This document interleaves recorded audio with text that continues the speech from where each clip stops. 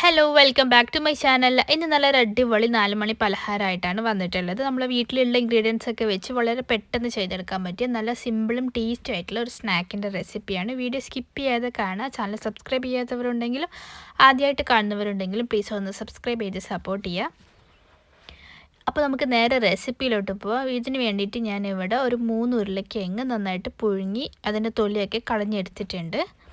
നിങ്ങൾക്ക് എന്താ പറയുക, നിങ്ങൾക്ക് ആവശ്യമുള്ള ക്വാണ്ടിറ്റിയിൽ ചെയ്തെടുക്കുക. അപ്പോൾ അതിനനുസരിച്ച് ഉരുളക്കിഴങ്ങിൻ്റെ എണ്ണം കൂട്ടും കുറക്കുകയൊക്കെ ചെയ്യാം. അപ്പോൾ ഞാനിവിടെ മീഡിയം സൈസിലുള്ള 3 ഉരുളക്കിഴങ്ങ് എടുത്ത് അതിനെ നന്നായിട്ട് വേവിച്ച് ഉപ്പിട്ടിട്ടാണ് വേവിച്ചത്. അപ്പോൾ അതിനെ നന്നായിട്ട് ഉടച്ചെടുത്തിട്ടുണ്ട്.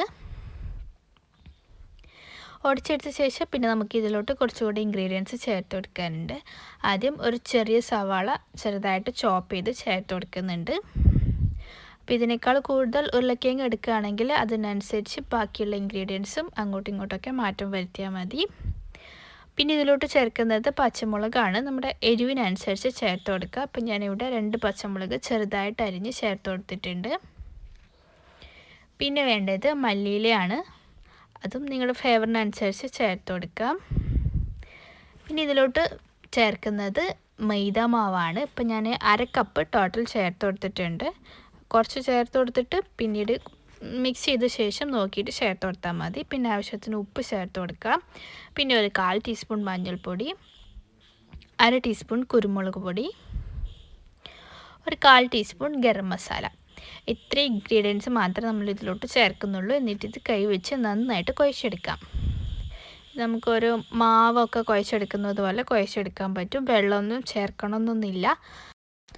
നന്നായിട്ട് 2-3 മിനിറ്റ് കൈ വെച്ച് നന്നായിട്ട് കുഴച്ചെടുത്താൽ തന്നെ നമുക്കിത് നല്ലൊരു മാവായിട്ട് കിട്ടും.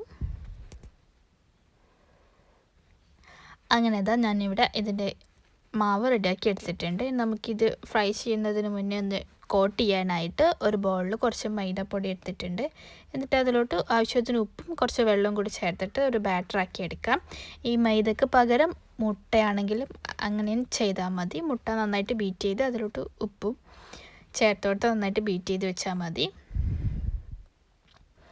അല്ലെങ്കിൽ ഇതുപോലെ മൈദയുടെ മിക്സ് റെഡിയാക്കി എടുക്കാം. എന്നിട്ടത് ഒരു ബാറ്ററാക്കിയ ശേഷം പിന്നെ കുറച്ച് ബ്രെഡ് ക്രംസും എടുത്ത് വെച്ചിട്ടുണ്ട്. എന്നിട്ട് നമ്മൾ റെഡിയാക്കിയിട്ടുള്ള മാവ് നമുക്കിഷ്ടമുള്ള ഷേപ്പ് ചെയ്തെടുക്കുക. എന്നിട്ട് ഇത് രണ്ടിലും ഒന്നിട്ടിട്ട് നന്നായിട്ടൊന്ന് കോട്ട് ചെയ്തെടുക്കാം. അപ്പം ഞാനിവിടെ ഒരു റൗണ്ട് ഷേപ്പിലാണ് ചെയ്തെടുത്തിട്ടുള്ളത്. അപ്പോൾ നിങ്ങൾക്ക് ഏത് ഷേപ്പിൽ വേണമെങ്കിലും ഇത് ഷേപ്പ് ചെയ്തെടുക്കാം. അപ്പോൾ ഞാനിവിടെ ചെറിയ ചെറിയ ബോൾസ് ആക്കി എടുത്തിട്ടാണ് ഉള്ളത്. ഇതുപോലെ ഇത് മുഴുവനും നമുക്ക് ഷേപ്പ് ചെയ്ത് ഈ മൈദ മാവിലും ബ്രെഡ് ക്രംസിലും നന്നായിട്ട് കോട്ട് ചെയ്തെടുക്കാം.